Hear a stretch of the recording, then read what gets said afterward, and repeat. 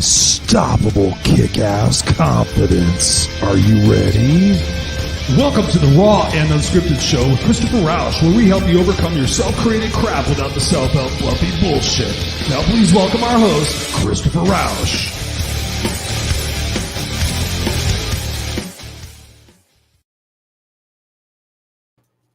And please welcome Christopher Rausch. What's going on, ladies and gentlemen, boys and girls, the misfits for life of the Kickass Nation? Hi, I'm Christopher Rausch, and welcome to the Raw and Unscripted show, where I help you overcome your self-created crap without the self-help fluffy bullshit, just like it says in the intro. And I stick to that. And I'm excited to be here tonight. We are live here at the Raw and Unscripted show, so I appreciate you guys, whether you're here live or on the replay.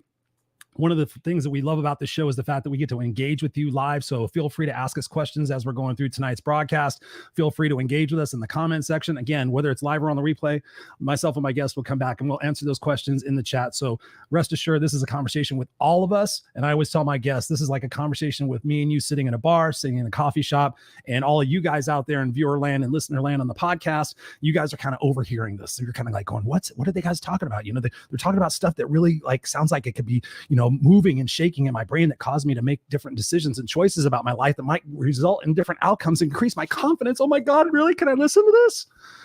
Yes, you can. Yes, you can. So thank you guys for being here. I appreciate you so much. And yeah, it's been a busy week for me. You know, you guys know that before the last show, I was promoting the fact that I would be in Chicago this last week at the Power We Symposium 2022. And I went there, and thank you guys for all the support and all the comments on the videos and everything else. I just really appreciate it. It was definitely worth the investment of going out there because we had an opportunity to meet so many awesome people like this guy. I got a chance to meet this guy right here. As a matter of fact, I'll show a picture of me and Chris. I got to meet probably about 6 or 7 people that I've known online through different communications, different avenues. I got to see them all in person, and it was just a great, impactful event. You know, it was all for the inner city kids of Chicago.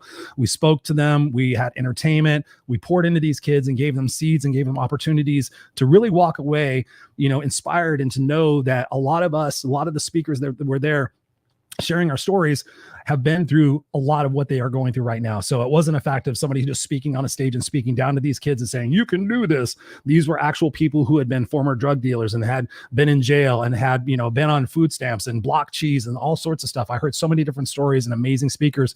And, you know, I was honored to be there, as well as the MC for the pay-per-view at home edition of it. So this was the first time, because of COVID and people, you know, still not being confident in traveling, for them to participate in the show as well. So we had them viewing in the audience from home, and I was like the MC. So it was pretty cool. But I want to show you something because I know some of you guys don't follow me on TikTok. I was just playing with my son and we were talking about tops. So I want to share this with you guys for just a second. This is a TikTok video I did that just kind of gives an idea about the event and the event itself. Hey, what's up, Kickass Nation? It's Christopher Rausch, your No Excuses coach here at the Power We Symposium in Chicago, Illinois. Check it out, ladies and gentlemen. We are here today, Power We 2022, to bring light, entertainment, and inspiration to the kids of Chicago, the inner city, the roughest neighborhoods. We're out here today bringing inspiration, musical guests, and a bunch of impact. So my thing to you guys is to make sure that you're impacting your neighborhoods, your communities, your kids in your life, because the kids need us now more than ever. Remember, when you were a kid, you needed somebody. You could be a big brother, you could be a big sister, you could do something. You could impact the world. I'm here emceeing this amazing event. I'm so honored to be doing this, a pay-per-view event. So thank you very much for being my fans, my family. Go out there and rock it and be kick-ass. Cheers. And there you have it, ladies and gentlemen. The Power We Symposium 2022 will be back next year, 2023. And I invite you to come there in person and experience this event. It's crazy.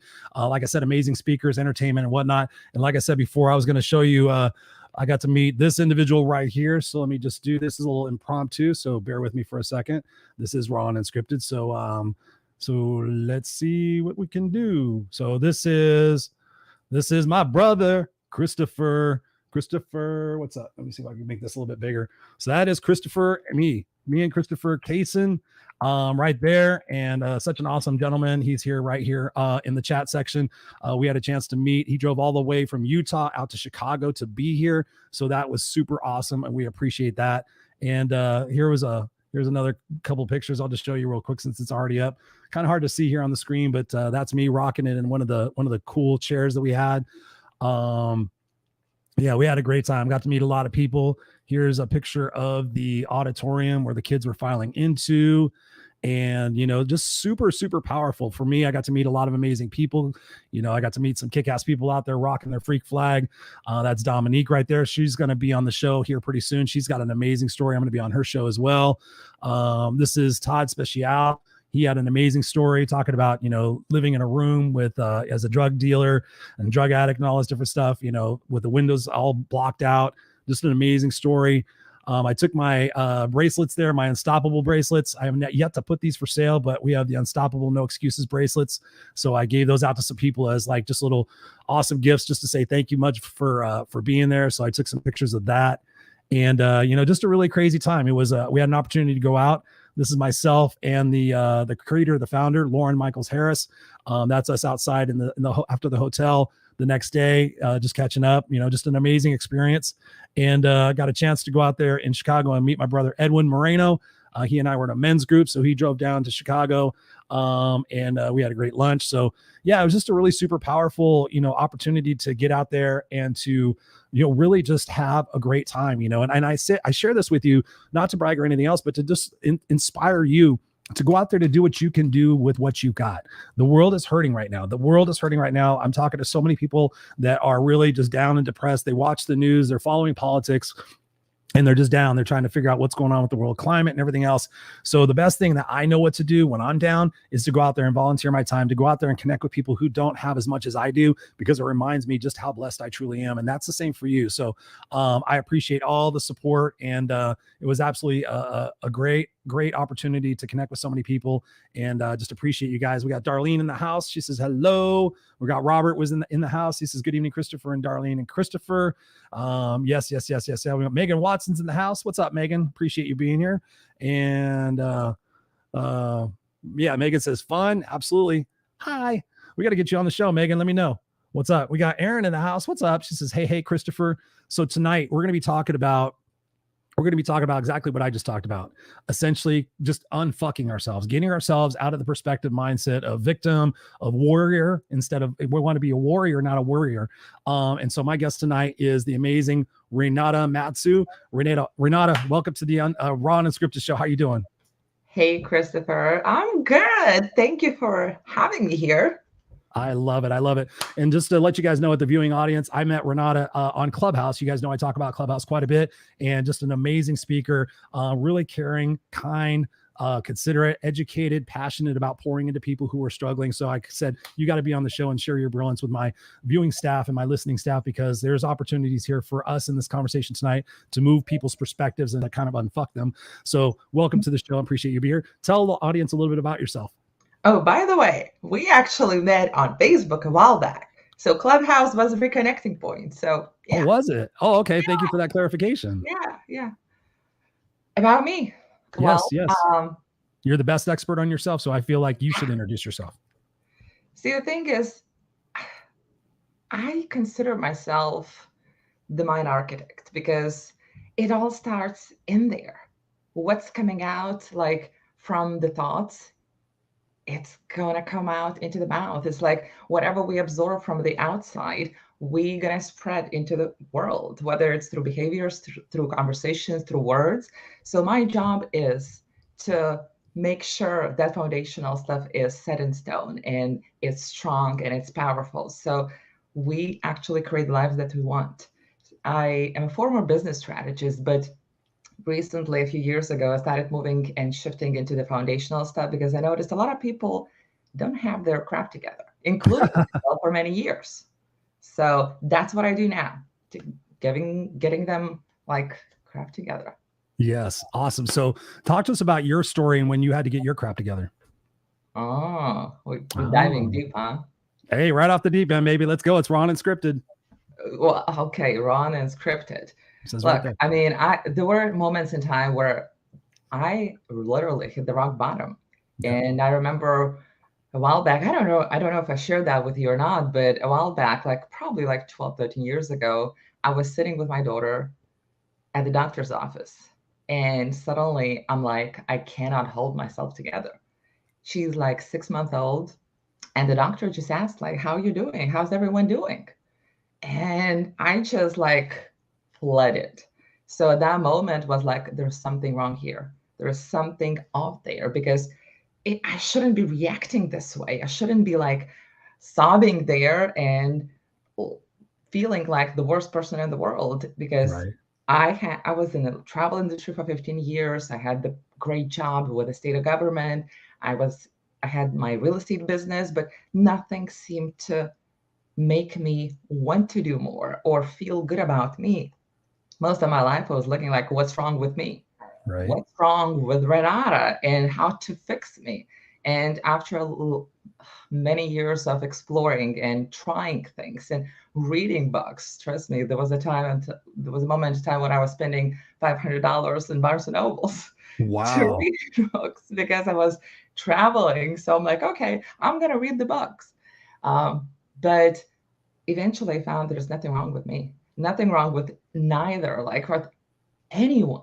What's Hmm. wrong is that foundation. What's wrong is those beliefs, that crap that we gather unintentionally, that crap that people tell us, okay, you cannot make that. You can't. I remember like one of my friends back in college, she said, oh, you're not gonna ever make this amount of money. I'm like, really? I'm gonna prove you wrong. I'm going to So prove you wrong and take all those pictures. things, yeah, all those things is like we absorb like sponges, especially like when children growing up. So yeah, it's been an interesting journey, but now it's like I'm giving myself to the world and it's like I want to get your crap together and help you do that. So I had my own share, and you don't need to go through the stuff that I went through, but there's an easier way. But you need to be willing, you need to be ready and open and willing to do stuff. Oh, yes, yes. You got to be aware. You got to be aware. You got to accept where it is that you're at and accept responsibility. Then you got to take action. So I want to go backwards for a minute because I know we've had these conversations on Clubhouse and Mhm. thinking about the conditioning process that we go through from the ages of 0 to 5, 0 to 7, depending on what studies you read. Talk to us about the conditioning process from your perspective as a kid, looking back on your life and thinking about those moments where you were going through that darkest, dark night of the soul, that rock bottom. When you look back on your childhood, can you see places in your conditioning process where you could see where some of those root beliefs were centered? And talk to us about the conditioning process for the viewing audience. Okay, look, if you don't hear accent, I do have an accent. Okay, Just a so little bit. It's from originally, Texas, right? From Texas? yeah, Texas, like 5,000 miles away. But I'm from Europe originally. Okay, so we have a little bit of different culture there. And I'm not saying it's bad, but we're more like reserved people. So what happens is when you grow up there, a lot of times you're not encouraged to express emotions. Yeah. And you're supposed to show the good face out there and keep your dirty laundry inside and in the house. So what happens then is like, okay, so I'm going out into the world and I'm not able to express myself, or I'm not able to express myself fully. I have to put my mask on. I have to show everyone a different face. So people basically don't know who the heck I am. And if I'm limiting myself there, so now like 30, 40, 50 years later, how in the world am I going to show up for the business, for clients, even at jobs, Mm-hmm. even in relationships? It's like we're carrying the mask all the way. Yeah. So no one actually probably said you cannot express emotions, but the moment when you cry and people say, don't cry, it's not supposed to be like that. Or Yeah. you're a boy, you're not supposed to cry because you have to be strong, Mm-hmm. right? Be like a man. All Men, that you stereotypical probably have bullshit, that right? too, Oh right? yeah. Oh yeah. So especially like men, I'm not discounting women. We all need, but what I notice, men are like more susceptible to the conditioning like years later. It's like maybe Yeah. it's simple is not the right word, but it's like you're experiencing it more because then you're like married, you're in relationships, and suddenly a woman is like, why you're not saying how you feel to me? Why you're holding those emotions down? Yeah. You tell me, is this true or what? I'm supposed to be the man. I'm supposed to like protect you and not show emotions and be Yeah, strong and all that other John Wayne shit. yeah. And sometimes, okay, so if the mom doesn't give a hug, sometimes it's like as a child, you don't get that maybe she's cooking dinner or doing something. But sometimes the strong word like leave me alone or I don't have time for you, we translate that into, oh, she's the closest person to me. So if she does not even have time to hug me or say I love you, or you probably have never heard that word from the mouth of mom or dad before, Mhm. that means like they don't love me. I know as an adult it doesn't make sense, but as a child it's like I must be unlovable because if she or he loved me, they wouldn't act this way. Yeah. And then a lot of stuff happening at school where kids playing, like laughing at the playground. Okay. So what do we think about ourselves? Okay. So they laugh at us. So what happens then is like, oh, they would not have laughed if there was nothing wrong with me. So there must be something wrong with me. And Mhm. we carry this throughout the life. And we feel like it's like a lot of people think like, oh, it's life only. But no, it's going to translate into business, going to translate into work environment, relationships. It's going Everything. through all the aspects. Everything. So it's an interesting Mhm. journey that we have. Yes.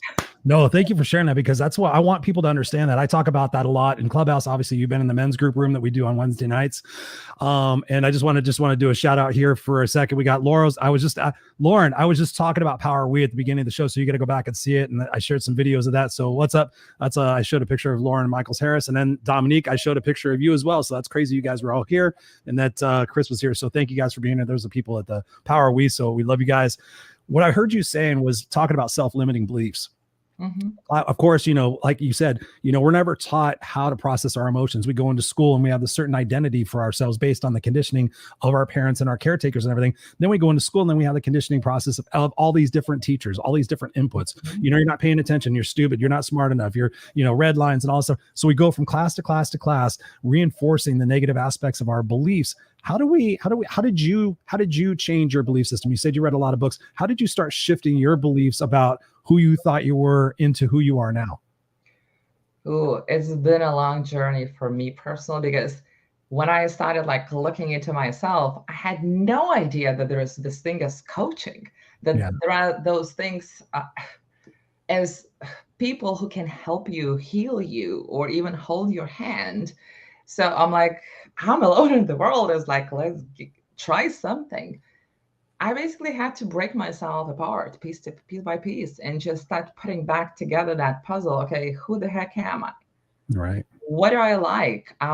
Do I have a voice? Because if someone asked me to speak, like just have a conversation like we having right now, 20 years ago, I'd say, heck no. I'm like, I don't care what you do to me. I'm not coming. I'm serious. But you have to try things. I mean, I remember I tried meditation. I tried NLP. I tried tapping, Psyche. I mean, you name it. I probably have tried it. Okay. Did you really try it or did you just try it? Did you No, I really mean, try I tried, but what drove me crazy it? Yeah. was that it's taking so much time. It's so long, like Mhm. until you see like a fraction of a result. So I'm Right. like, you know what? I'm just toss everything away and I'm gonna look, okay, what actually worked? After what thing I felt a little bit better, or I started thinking clearly, more clearly at least. So I started realizing that there is no good or bad technique or modality, whatever you want to call it.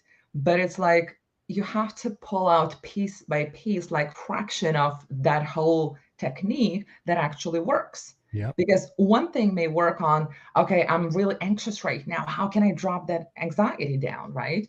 Another time is like trauma, and I work a lot with traumas, with subconscious work.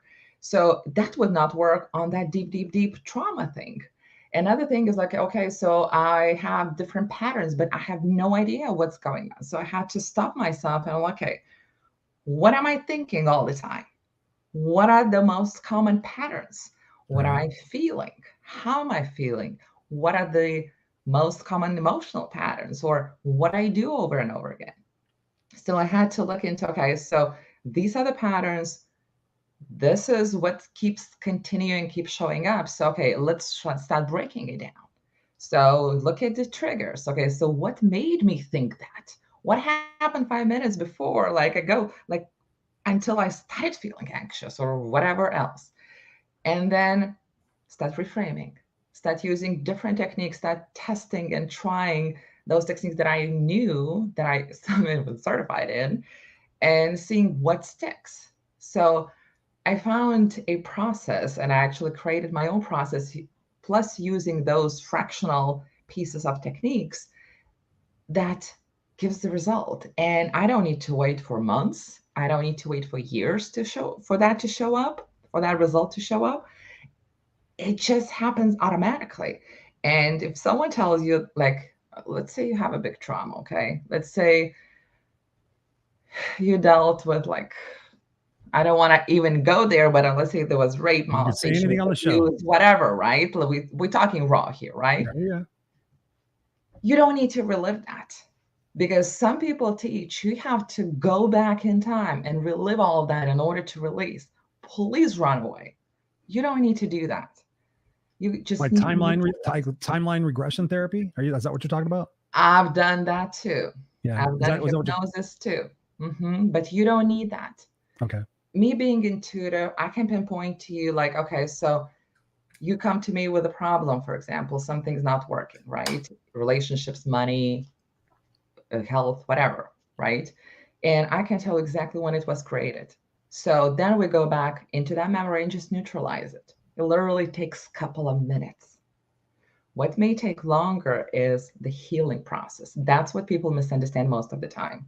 The neutralization is fast, but your system has built up like so many layers over years. That's what takes longest, to start removing those layers. Because let's say I have those clearing meditations, what I call meditations, just like calming your mind down and going through the process, 10, 15 minutes, right?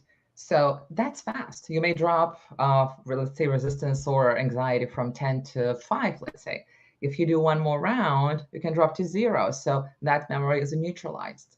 That's how we test, because we are like machines. We're electromagnetic field that we can test. Have you heard about muscle testing? Oh, yeah, absolutely. So, I mean, if you know muscle testing, you can easily test it yourself. Am I really convincing myself of that I'm happy, or I'm so? Can you give a demonstration for people who might not know it? I always think that everybody knows that, but maybe somebody doesn't know that. So explain muscle testing. Maybe give an example. Okay, so we are our own lie detectors. Yeah. Okay, so our body shows us whether it's true or false, and this takes a little bit of practice. You can YouTube, Google, there are tons of videos showing that, but it's basically, you can use your body. It's gonna wiggle back or forth or sideways depending on how your system is operating. You can use fingers to test this. So it's basically, you need, one more thing you can do is you can teach your body what is a yes, what is a no, what is it true, what is not true for you. And it's basically just closing your eyes. Yes, yeah, that could be it. Yes, that could be it. Some people, and more visual ones, they will see colors for yes or no. Oh, wow. Other people may feel yes or no in separate different parts of the body. So it's just like the tool that you carry with you every single day, 24/7. And I know some people are even testing foods. Like they go to the grocery store and they're like, oh, is this good food good for me? Is this like vegetable good for me? Or rather Captain Crunch. I'm like, I'm not going to that extent, but people use that for a multitude of reasons. So I'm not going to go in the techniques itself, but yeah, we are the lie detectors. We can do that. And yeah. Okay, so we're in the vein of talking about modalities, and thank you guys for joining us. We're here on the Raw&Unscripted show. We're talking with Renata Mazu and just having a deep conversation. We're talking about modalities for curing some of that stuff. I'm curious, have you ever looked into plant-based medicines, plant-based therapies like ayahuasca and things of that nature? Yeah. Have you done them? Just a little bit. Yeah, tell me about it, because I've been super curious. I did Kambo, the tree frog poison, the cleansing. I did that. That was crazy. But I've been looking into ayahuasca and like microdosing with mushrooms, microdosing with acid, just looking for ways, because I've done a lot of inner child work. I've done a lot of that work, and I think I'm good. I feel like I'm good, but I'm curious to find out if there's something in there that I don't remember or anything like that. So I was looking at ayahuasca because a few of my friends have gone down to Peru and done it, and they came back just like mind blown. So I was like, okay, that scares the shit out of me. But at the same time, if it scares me, that means I should do it. What are your thoughts on it? What have you tried? Look, I mean, I tried ayahuasca, but It wasn't in Peru, it was here in the States, but it was not enough of the experience for me to share and to give my opinion. I would need probably to go to Peru and just try, but uh, whenever my daughter graduates school, then probably will be good time. Because look, you're today's single parent. I'm full-time single parent, so it's a little bit harder with time. But look from a different angle, if I may. When you have a drink, your mind kind of gets loosened up a little bit. Oh yeah. So the true you comes out. Is that the true me? No. I'm just saying in general, I'm right? a party animal, man. Because I mean, if I'm a shy person, right, I'm probably going to be a little more outgoing when I have a drink. So because certain part of the brain is getting shut down and another part is getting like opened up. So anything that we put into our system, especially those medicinal plants and stuff, is going to make an impact in how we see things, in how we react. And then we go on a journey that we've never been before, and we become more aware. So it's how the brain works. So when you're going, let me know. I'm enjoying. No, I love that. I love that. You know, I look at it as this way. I think everything's a discovery and an opportunity. And for me, you know, having a 5-year-old son, I see life through his eyes. And I'm reminded of the fact that we lose our curiosity. We lose our sense of adventure. You know, we developed a sense of fear somewhere. I remember, you know, before I didn't know what to be afraid of until it happened. And now there's always these precursors in our brains. We're afraid of this, we're afraid of that. What will that do? You know, is it getting me out of my comfort zone? Is it, you know, certainty versus uncertainty? The things I think about in life, you know, are, you know, for me, before were all about results, all about outcome. And now I've learned to be more in the moment. Talk to us about that journey for yourself. Are you still located in the results and the outcome, or have you transferred into a place where you're in the moment and you're centered? Okay. So first of all, we'll never be at the end of the journey. Oh no. Years ago, I remember I thought, okay, so I'm going to do this healing. I'm going to get my stuff together and I'll be done. I'll be done. It's like the end of the journey and I'll be clear and I'll be going out. And you were 27, right? Doing my stuff, right? First of all, the work never ends. Yeah. Okay. So the results oriented. So that tells me that those people are high achievers and high performers. And they are the hardest on themselves. And I was one of them. I still am performing at my highest and I have high expectations of me, but I don't beat myself up. That's the biggest difference. We all make mistakes. We all gonna fail at something, but I don't see that as a failure. I'm like, okay, so this is a roadblock. How do I resolve it? How do I find a way? How do I find a solution? That's where I'm at right now. And I'm a human. Sometimes, of course, I'm gonna make mistakes. I'm going to feel bad sometimes, but you know what? I look at it, oh, I need a break problem. That's why my arm started hurting, or I feel bad because I was running 200 miles an hour. So, okay, my body is telling me to stop, and I'm listening to it. As of like 20 years ago, I said, oh, no, we're just pushing harder and we're going further, faster, not stopping, because that was not an option. Just the way it was, that's all. But what we do, at least what I did and what I notice in others, is when we are results oriented, we oftentimes attach, how do I say this clearly? The worthiness level to the performance level. Ooh, so that means like the better we do, let's say at work or in business, the more worthy we are. The moment we have those two attached, what happens if you're not performing as well? That means in your head that you're not worthy as much. You're not deserving. Therefore, you need to work harder at something so you become deserving. So you show up more. So people see you as a good person. That I see all the time, even today in others. And sometimes I catch myself. I'm like, no. Let's stop right there. Let's take it back and let's shift gears here. So we have to be careful around that worthiness and performance level attachment. Yeah. Oh, you just hit us. You just struck a chord with me, Renata, because over the last 2 years since COVID began, one of the things I started doing, just my way of giving back to people who are struggling, is I offered complimentary coaching sessions. Just my way of just, what can I do to help people during this time? And after about 85 of them, I did about 120 of them, I think. I didn't keep track of all of them. I started seeing a pattern. And so I was doing these on Zoom and I started seeing a pattern. So I started asking people this question. I'm like, and I want you to answer the question as fast as you can and as honestly as possible. Do you love yourself? Yes or no? And people, and I thought, and when I said it the first time, honestly, I thought, what a stupid question, Chris. Of course people love themselves. And then time after time, I saw people go, well, yeah, I do. Of course. Well, for the most, I saw all sorts of different variations of the answer. And I realized I'm all about the root. You've heard me talk about in Clubhouse. I don't care about symptoms and all the other bullshit. Where is the root? Because you deal with the root, you get the root. You don't have to deal with the shit anymore. Everything else changes once you change the definition, the perception, the expectation of the root.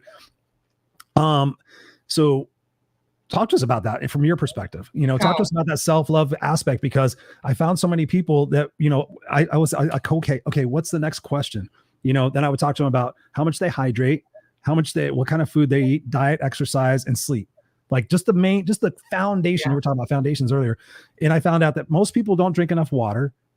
I said, do you complain that you're tired? Yeah. Do you complain that you're kind of like foggy in the mind? Yeah. Does your skin feel like, yeah. I'm like, you realize half your body weight in ounces of water is what you need to drink every single day. I'm not a doctor, but when you hydrate, your body's like 85% water. If you're dehydrated, of course, your systems aren't going to work as well. And your body's not going to feel as well. And of course, it's going to cause you to go down a rabbit hole and spiral and think negative thoughts and the worthiness, things of that nature. So I started seeing that and I started recommending people, just at the very least, I'm like, hydrate. Eat some better food at least 5 days a week, just eat better. And the other 2 days you can go batshit crazy. I don't care. But at least I can get people eating 5 days a week, halfway decent, getting at least a half an hour walk every single day. Everybody can go fucking walk for a half an hour, and focusing on your sleep to make sure you get deep restorative sleep. You're not looking at your phone before you go to sleep. And I had so many people, I swear to God, Renata, came back to me a couple of 3 weeks later, like, oh my God, just drinking fucking water, Chris, made me feel so much better. Because they were drinking coffee, they were drinking soda, they were drinking booze, all this other stuff. They started drinking more water. They found out they weren't as hungry, so they started losing weight. Their skin cleared up. They started feeling better. They started acting better. They started having more confidence. Talk to us about that self-love component. How can we get people to love themselves and to let go of all the failures and all the opinions that they've had all over their life that have made them the person they are today? Go. Well, let me ask you first. Has anyone asked you when you were growing up, do you love yourself? Or showed you how to love yourself? Fuck no. I was beaten and abused by everybody in my life. So if no one actually even talked about this, people have never asked themselves that question 90% of the time, like 90% of people. Yeah. So they don't even know what that means. I didn't know what that meant. Is this like, oh, do I need to just be like fit myself or what? Or do I just need to eat nice food or just dress nicely? What does that mean? And it's like a combination of all. It's like what you said, drinking water, eating well, but being kind to yourself is probably the most important one, because we beat ourselves up so much and no one sees that. Yeah. But we know in our heads that, oh, I'm so stupid. I should not have done this. I should not have behaved like this. So first of all, look at the conversation you're having with yourself. A lot of people have no idea what's in their head. And that's why the first thing people start working with me is like, okay, now we're going to take a week or two or however much time you want. And I want you to figure out what's in there. What are you thinking about yourself? How you're talking to yourself? And that love is starting there. Just to be gentle with yourself and kind. And that self-love may be over-exaggerated a little bit, but it's so important. It may be cliche, but if we don't have that, and I remember like today, my daughter probably was around 7-ish. And when I was driving her to dance class, and I was writing an article about happiness at that time. I'll never forget this. And suddenly I'll turn around and ask her, like, what is happy for you? What does happiness mean to you?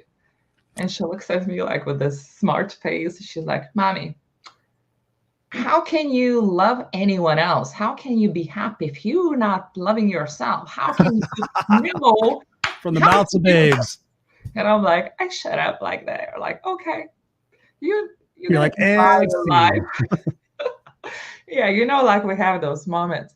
So it starts there. It starts with us. And if we don't love ourselves, if we don't pay attention to us, we're going to be forcing ourselves to do something different, or we're going to compensate in a way that love for ourselves into others. So it's like, okay, so I don't love me, I don't care of me, but I'll care of others. So other people see me as loving. Therefore, I'm going to have this approval from them in a way. It's like entanglement. Yep.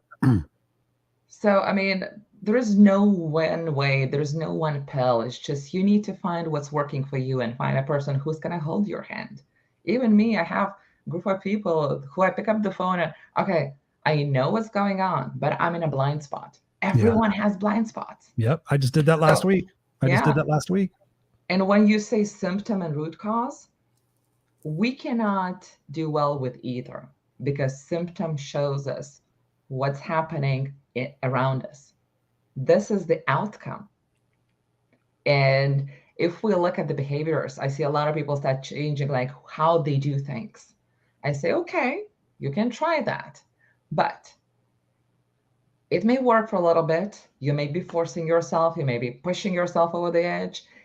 You may see some results. You may see some results for a little bit. However, time will pass. You're going to end up in the exact same spot, if not worse, than you started. Because if the system is not connecting with this, if it's not aligned, it's going to take over sooner or later. And you will need to clean that closet sooner or later. And it just so happens that every single time we try to overlook things. Oh, I'm going to do that tomorrow. I'm going to do that in a week. I'm going to go to a chiropractor, whatever. And then the body starts breaking down because it cannot hold anymore. Right. It's like the emotion. Someone doesn't know, emotions are stored in the body. And keep talking. Keep talking. And there was a time in my life when I couldn't sit for more than 10, 15 minutes at a time, because that was excruciating pain. And at first I thought, okay, I injured something. Okay, so I went to Kairos for the first time in my life, and they put me back on feet a little bit, but I had this recurring pain. And I was all crickets were walking. You'd be laughing. And it was the time when I was trying to get my stuff together, right? And I found that emotions got stored in a couple parts of my body, the weakest or more or injured. That's where they tend to gather. And not until I cleaned that closet, until I cleaned all the root causes, I couldn't walk and couldn't sit. And now I'm wearing heels, I'm dancing, and I'm doing whatever I want. Yes, of course. I mean, you need to have this checkup and kind of damage control, or prevention, but it's more like going back to the self-love. It's like, okay, so I'm taking care of my body. This is the expression of self-love. So I went into tangents, but yeah. I love it. So what you're saying is the body keeps score? Does the body keep score?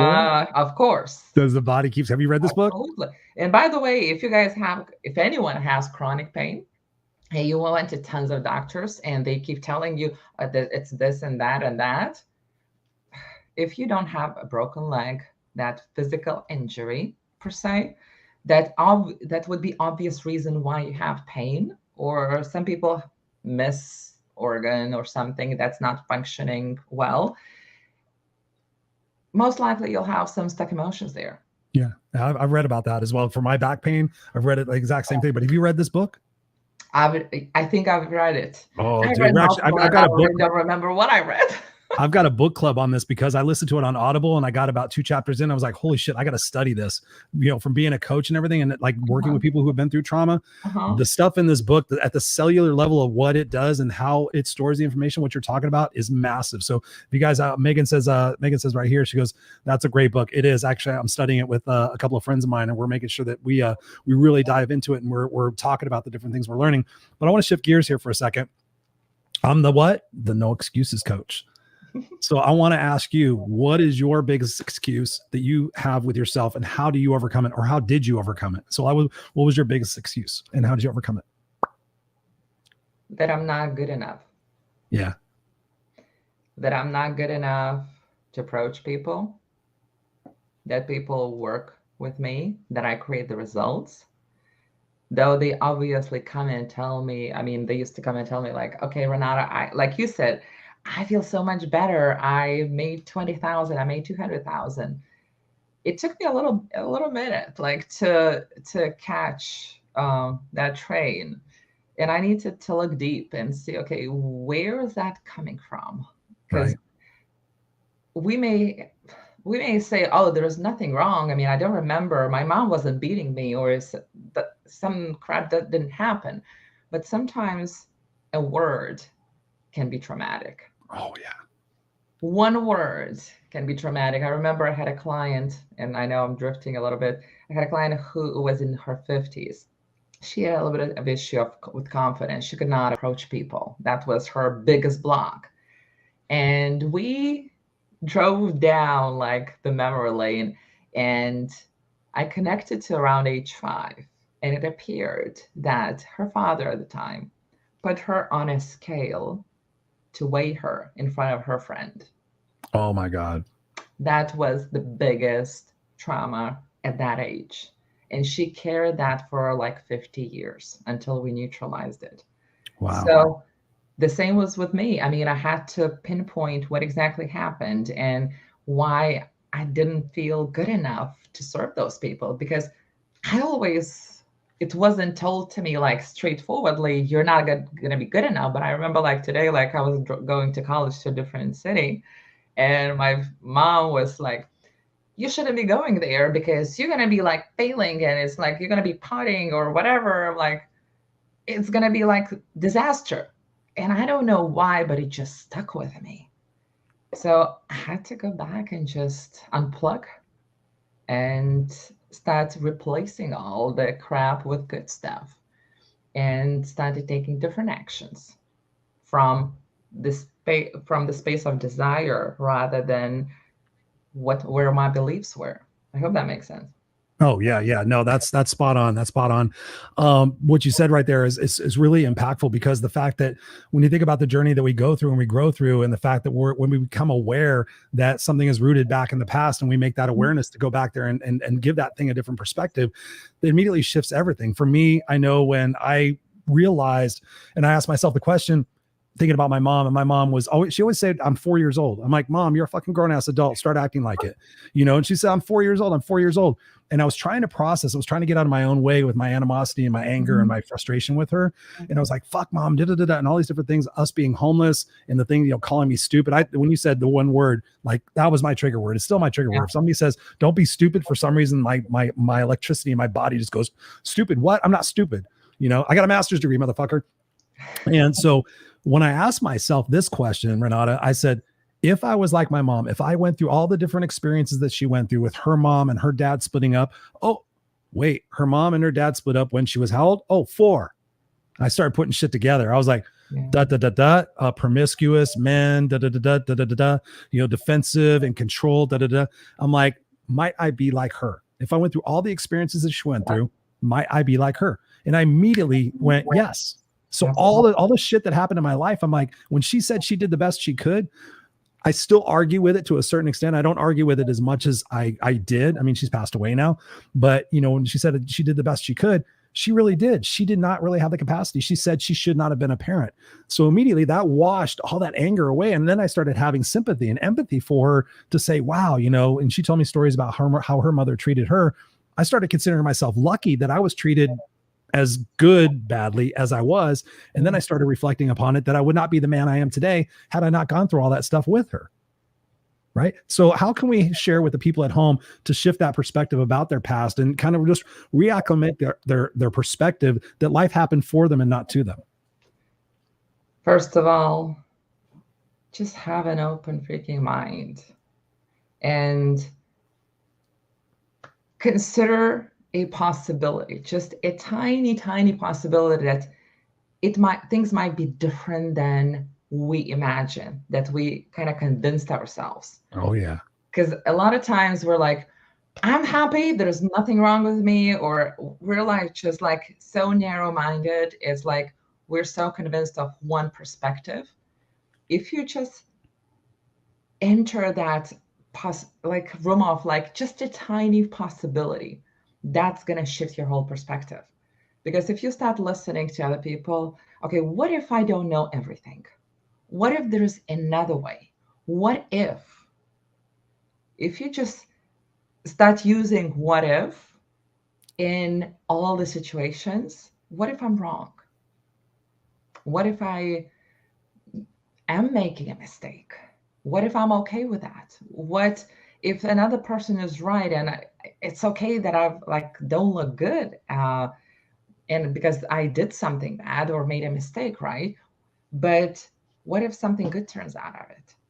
So I mean, seriously, we just need to just be open-minded. I remember I did an interview like a few years ago with a radio station, and the host was asking, Renata, how can we help people to change themselves? We can't. And she was shocked that I said that. I'm like, I repeated, I'm like, but there must be a way. I'm like, we can't unless they want the change. Yeah. Trust So me, true. I probably you have that too, but I have people coming to me like, Renata, just do your thing, just do your magic. And I'm just gonna sit and relax and you just do the thing. My magic, huh? It doesn't work like that. I mean, You witch. we gotta move our own butts and just do our work. But openness and just that willingness to change, the willingness actually is the key here. And even it's like tiny bit step. People think, oh, I need to make huge leaps. First of all, if you're going to make a huge leap, it's probably just 0.51%, whatever, of the world can do that. But because your system is going to be so resistant for that leap that you're going to crash right after. Because you need to build the foundation for that leap in the first place. But if you're not open, you're going to go back again to the same old place, same old crap.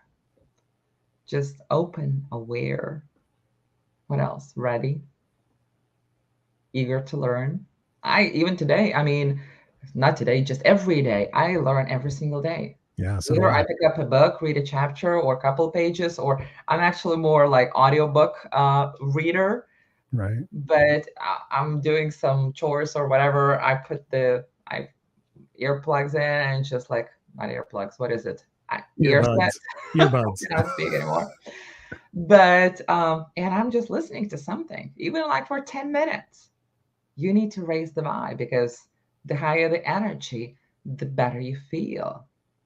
And you can literally do that with your body. If you just stand like in Superman's or woman's position for like literally a minute, it's gonna shift your whole system. And you're gonna feel differently. I even teach that in my class. People kind of, they don't appreciate the body they have and how much power it has. I just wish we use more of that. That's all. You literally can go to the bathroom before an interview or before something, the conversation happening, and just stand there like, okay, so shut the door so no one sees, and just stand like this for like a minute or two. You're going to see automatically how your energy shifts. It's simple things that work best. That's what I noticed. I love that. I love that. So my wife asked me why I'm standing in the kitchen like this before I'm going to go have a tough call. And she's like, what are you doing? I'm like, I'm channeling my inner Superman. God damn it. Listen, that's serious. This is such a awesome conversation. Megan says, I want to read it with you all. That's amazing. She was talking about the book. My dear, sweet mentor and brilliant friend, Patricia Geigic is in the house. I was like, blah, blah, blah. Thank you, Christopher, you're brilliant. Renata, you are amazing. And Megan says here, when we remove the perspective from expectations to empathy, our whole outlook changes. That's grace. Love is the antidote. Absolutely. Yeah. She says, you're powerful, Christopher. She's asking, what if you're more capable, empowered than you ever thought possible? Yeah, I mean, that's what you were just saying. Well, and but Megan, do we really know what we're capable of? Well, that's going to be my last and final question for you, because we're actually getting close on time. But she's like, what if is absolute fire. So when I hear what we're talking about tonight, I can hear people sitting there saying, I'm doing the best I can. I've heard that excuse quite a bit. I'm doing the best I can. And for me personally, it was probably about 5 or 6 years ago. This is the true story. I came home from work and I was sitting there thinking about something. I was putting my stuff up on my dresser and I said something. I was thinking about the day and I went, well, I did the best I could. And for the first time in my life, I went, Chris, was that your best? Was that your best? And because I'm always my own best coaching client, I will always figure out things on myself. And then I'm like, oh, I got to start talking about this.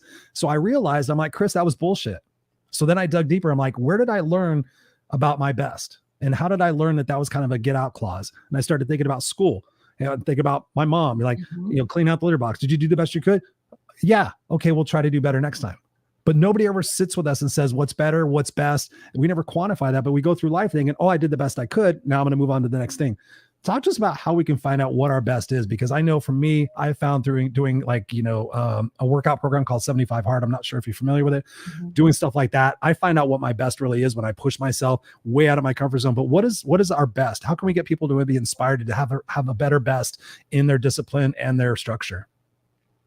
Well, it's kind of two-folded here. Okay. So when you say about discipline, it's more like we're introducing the will here. And okay, so we're aware what we need to do. So set the calendar, put reminders in, put the sticky notes in, put whatever, like have people call you, make you accountable. Yeah, that whole thing, accountability, it matters. I mean, you can do that. But here's the thing. I mean, do we really know what is that best? And I don't think we do. I do. Well, yeah, maybe, but I don't think so. Because, okay, so the best at this moment, yes, we can tell this. But if we're constantly evolving, if we're constantly growing, that best is actually moving along in the up trajectory, right? So if this moment, based on our filters, based how we see things, based on our perspectives, this can be best. What is the next best like tomorrow? It's supposed to be that limit, supposed to be higher and higher and higher. So we should be jumping higher and higher. Is there a limit? Is that best exist? I don't think so, because tomorrow we're going to be better than yesterday. So I don't know how to answer that question, because we have to grow, we have to evolve. And then tomorrow expect a little bit better. Maybe do an extra 5 minutes on the workout. Maybe do 1 minute. Maybe walk 1 minute longer. Or maybe walk around the corner more. But that best is a little bit conditional based on what we see in front of us and what's there telling us to do and how we feel about it. Because I would say also we need to be careful with resistance internally. And forcing ourselves to do much. I see a difference between like forcing and disciplining for achieving our goals. The moment we're forcing and pushing through like with big force, that resistance is going to hold us back more than anything. So I know like there's no one answer for me, at least. You tell me. I've seen it a couple of different ways, but for me, I have to go into a dark place. So what I started doing with people is a lot of people were coming to me for coaching for about money for a long time. Like, Chris, I need more money. I need more money. I want to work with you, but I can't afford to work with you. And I'm like, okay, so what are you doing to raise that capital? What are you doing outside of your comfort zone to go out there and increase more money? What are you selling? And I found out that people didn't want it bad enough. But what I sat there and I said, okay, if I asked you to raise $10,000 in 7 days and it couldn't be illegal, immoral, or unethical, could you do it? Like, Chris, if I could do that, man, I'd be doing that every fucking week. And I'm like, okay, well, bear with me while I go dark. Do you have kids? Yes, absolutely I do. Tell me their ages and their names, blah, blah, blah. And so I thought about this in my own way again, my life, putting myself as my own coaching client. I started realizing, I said, okay, I said, this is a totally fake scenario. I said, if somebody put a gun to your daughter Tara's head and said, you have 7 days to raise $10,000 and it can't be illegal, immoral, or unethical, or I'm gonna blow her brains out, will you find $10,000? Yes or no? Yes.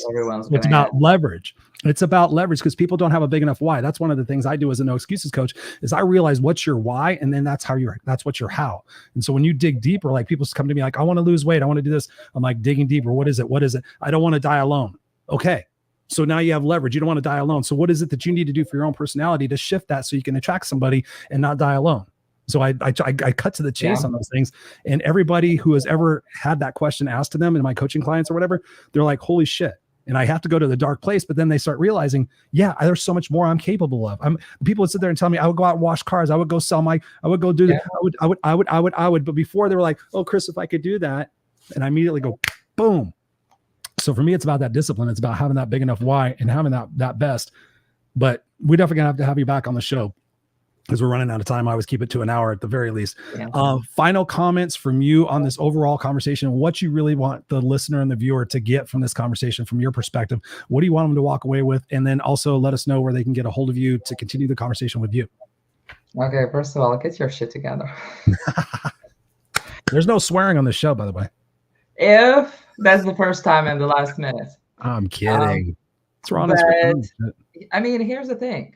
I mean, most of us don't like something in our lives, whether it's relationships, work, money, whatever, something is not coming to us. Figure out what's going on and just go do this stuff. If you cannot do it alone, and most of the time we can't, we need help. Every single person, we need someone to hold our hand or show direction or how to do that. And dive deep. Don't be afraid of the darker places because the contrast exists for a reason. Yes. Without that dark place, we would not be appreciative of how good we feel. We would not know what that good feeling means in general. So get that stuff together and then know what you want. Know what you want to create. These are two things people are not willing to do. They say, I want $1 million. Really? What does it look like? What does it mean? Why you need it? What are you going to do with this? Where are you going to go? Where are you going to buy? What? Right.